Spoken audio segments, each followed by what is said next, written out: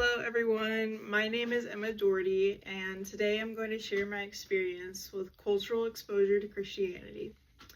Specifically, I attended City Church in Fort Wayne, Indiana. It's southwest of Fort Wayne with my friend Abby.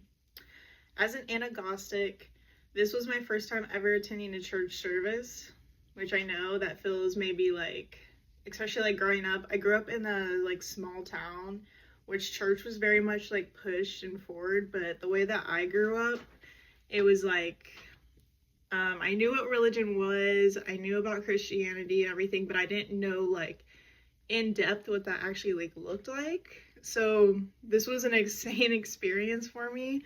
But so this experience was completely new and it was outside of my own belief. So that was something I was eager to learn. I love learning about different cultures and different values and stuff. So that was amazing.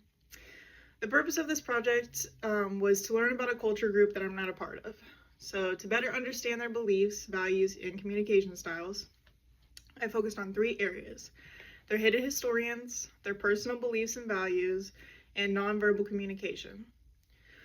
I chose these areas because they reveal not only what members say about their faith, but also the deeper ways culture is expressed and lived within the community of those in the Christianity church, or those who are just believers that don't actually go to church too. So for my data collection, I gathered information. I used both observation and interviews. I attended an hour and a half of church service on Sunday at City Church, which included roughly, it was 50 to 70 people. When I first got there for the service, it was early, so it was about 9 a.m. it started.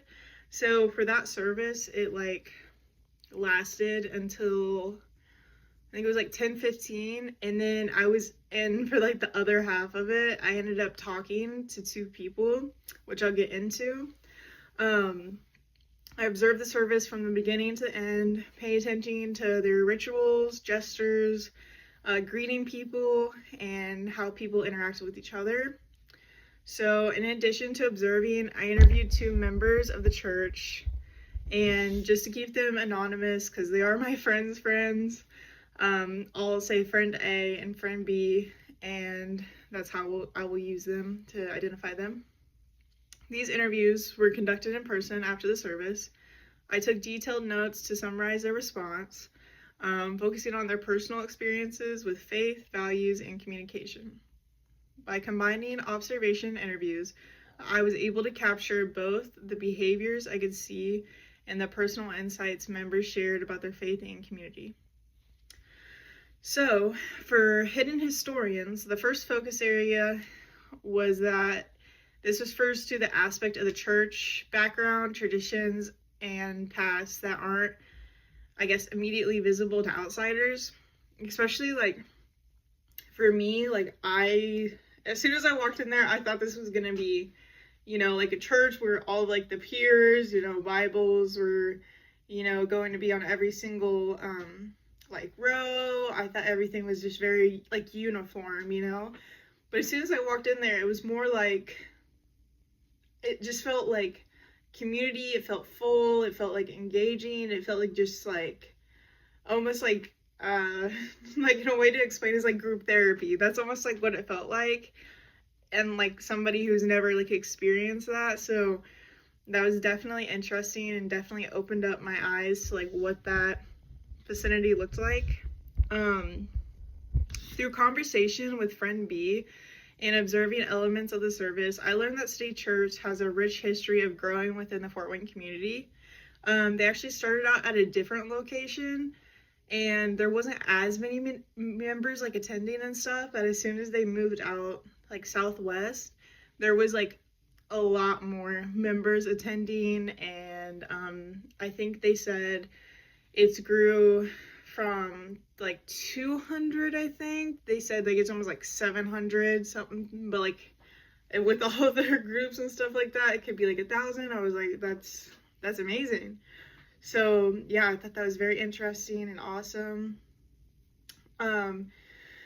Yeah, so they also have including contributions to local outreach programs and youth initiatives. So when I was there, they said this a few times, but they said, hey, we're going to be doing this thing for the kids in the youth group, like any parents, you know, if you want to sign up your kid.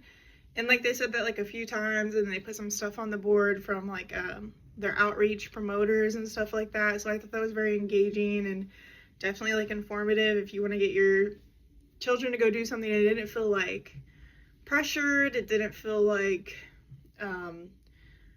they had to go. It was just so optional, but like so many people were so excited. So like it must have been like, you know, these children may have attended before and they were like, oh my gosh, this is amazing, it's starting up again, I want to do it. So that's definitely what I got out of it, and I thought that was great.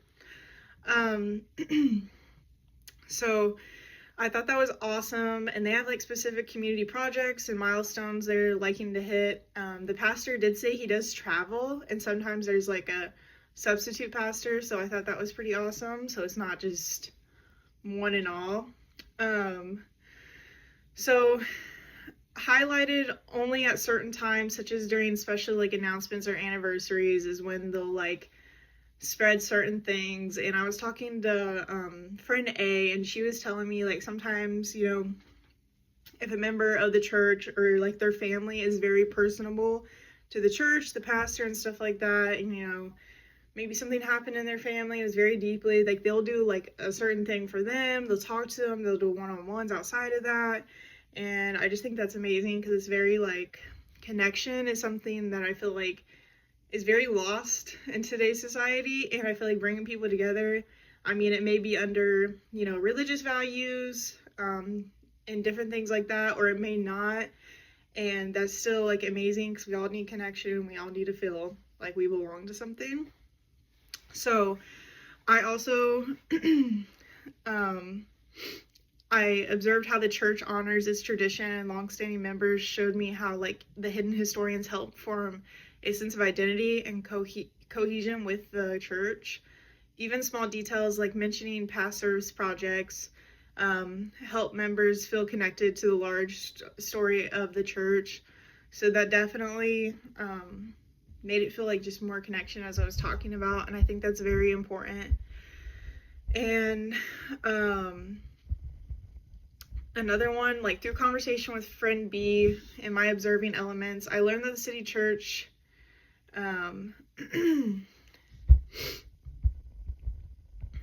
like the second focus area was like the personal beliefs and values. So through interviews with friend A and friend B, I learned that faith plays a central role in daily life, influencing decisions, moral beliefs, and relationships. So friend A shared that the Christian guidelines kind of like show how they like interact with others, encouraging kindness, honesty, and generosity. So like this is something they practice like in their everyday lives. Like it's not just something that they follow through like just at church. It's not just like, oh, I gotta do this there. They're practicing this every single day, and that's how they encourage others.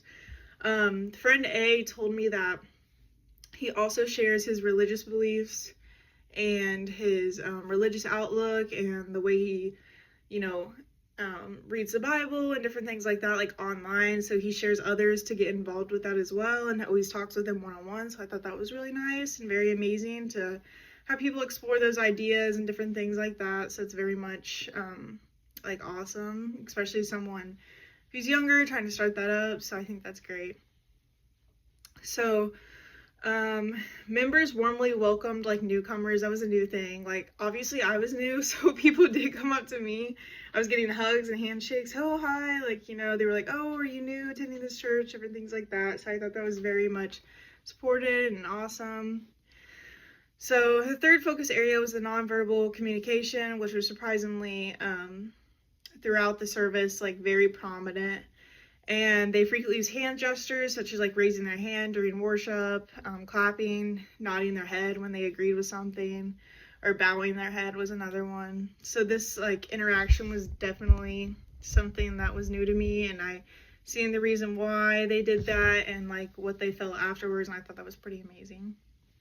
So friend B explained that the nonverbal cues help members feel connected and express their devotions, which I thought was pretty cool.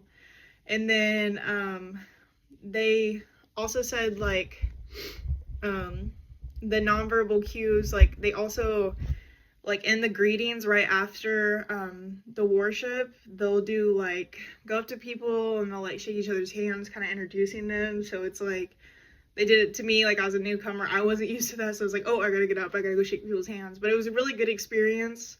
I felt very welcomed, very like connected and happy with that experience. Another thing is like the contributions to intercultural competence. This experience like contributed to my development as an intercultural communicator. One concept I applied was cultural relativism, understanding behaviors within their culture context rather than judging them by my own beliefs. Especially someone who's anagnostic, I feel like it's hard to get into like learning about different things if you're not going there with like an open mind. Like you get to go there to learn, you have to go there to know and appreciate different cultures. You can't go there with just a blank mind saying my way is the only way, and you have to be very open-minded. And it was definitely such a meaningful and respected religion and way of faith, and I really enjoyed it. So in my conclusion, attending City Church, engaging with the members provided insight into Christianity that went beyond just like, surface level observations. I mean, I explored a lot of things. I learned a lot from a lot of the individuals there, and it was just a really good experience, and it was a powerful way to develop understanding, respect, and intercultural competence. So thank you for listening to my presentation. I really did enjoy my experience, and I hope to hear about your guys'.